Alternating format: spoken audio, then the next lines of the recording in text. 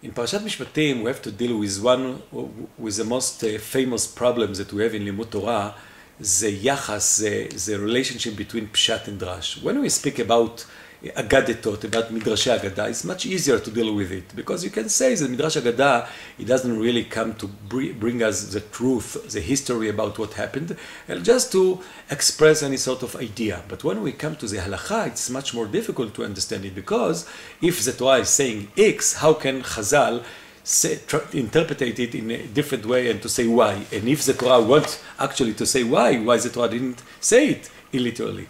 And as an example, maybe the most famous example about it is in this week parasha, the sugya of Ein Tachat Ein. The Torah is telling us very, very clear and cut that if someone injured someone else, the din, the halacha should be Ein Tachat Ein, eye for eye, ונתת, אם יאסון יהיה ונתת נפש תחת נפש, עין תחת עין, שן תחת שן, יד תחת יד, רגל תחת רגל. And in ספר ויקרא is even clearer, ואיש כי ייתן מום בעמיתו, כאשר עשה כן יעשה לו, שבר תחת שבר, עין תחת עין, שן תחת שן, etc.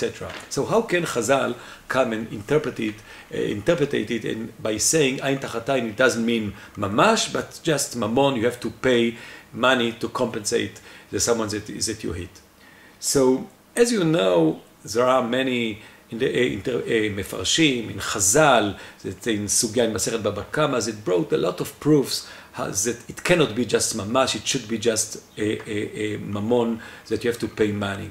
And there are many re'ayot from the content that legally there is no way that you can actually implement the din of mamash, just to take eye for eye. And there are many proofs from the language of the lashon, that when you say venatata and nefesh tachat nefesh, ayin tachat ayin, it means zet murat zet. It doesn't mean the same thing, that you have to do something to replace it by doing something else like money. But after all these proofs, we have to say that this is not the pshat. The pshat is really ayin tachat ayin mamash. Just Chazal in Torah Shebal Peh, they have the ability, and they have the right, and sometimes the commitment to say that basically we have an ancient tradition to say that in practice we do it just by mamon, just by money. It does mean that this is a pshat. And just for example, the Rambam in Moreh Nevuchim says, מי שהשחית עבר מאבדים לו כמותו, כאשר ייתן מום האדם כן יינתן בו. So the Rambam says that the pshat in the Torah is actually eye for eye.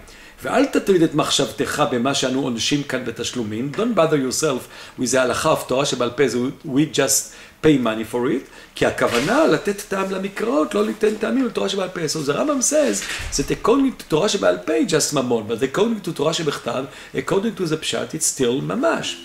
So if so, we have to ask ourselves, so why is the Torah didn't tell us literally the Torah want? If the Torah want to say that it should be just payment, mamon, the Torah could have said, like the Torah said in Behema, Makeh Behema Yeshalmena, the Torah can say that you have to pay money for it. Why the Torah actually wrote Ayin Tachat Ayin, that give us the impression that it is eye for eye mamash. So here we come to a very important idea. The Torah is not just a legal book. It's not just a codex, a legal codex of dinim, what we have to do. The Torah is the same way, is to educate us, to give us ideas, to give us a direction. So if the Torah would have said that if you hit someone else's eye, you have just to pay money, we could have come to the conclusion that it's the same severeness, the same level as you damage someone else's property. And therefore, the Torah is telling us that ideally it should be eye for eye mamash. Ayin tachat ayin. Don't even think about it, that it's the same level like if you cause damage to someone else. The real halacha should have been that it would be ayin tachat ayin. And this will give us the threatness, it will give us the severeness, and educationally and ideally we will understand how severe it is to cause damage to someone else's body. But the Torah Shebal Peh come and says that practically you just do it by payment. But still the educational message, the moral message will be that Ayin Tachat Ayin, it is mamash. And it reminds me what Rav Amital, Mori v'Rabbi, Zichrono Livracha, used to say, that the relationship between Torah Shebechtav and Torah Shebal Peh is like Abba ve'Ima.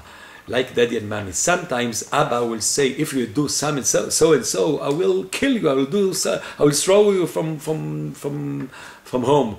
And Ima came and say, Abba really didn't mean to say that he will throw you at home. He just says that it's something very severe. We have to find any sort of arrangement how to punish you in the right way. So the Torah Shebechtav came to give us the educational idea in the most severe way.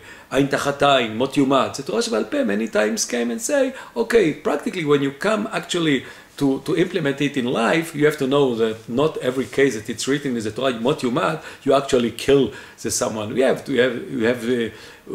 to find many conditions of edim, witnesses, and hatra'ah, etc., and warning, and just afterwards you can actually implement the halacha of mot yumat. So we have Torah Shebechtav and Torah Shebal Peh. Torah Shebechtav will give us the moral and the educational message, Ein tachat ein mamash, and Torah Shebal Peh came and tell us and that practically we just have to do it by mammon, by payment of compensation.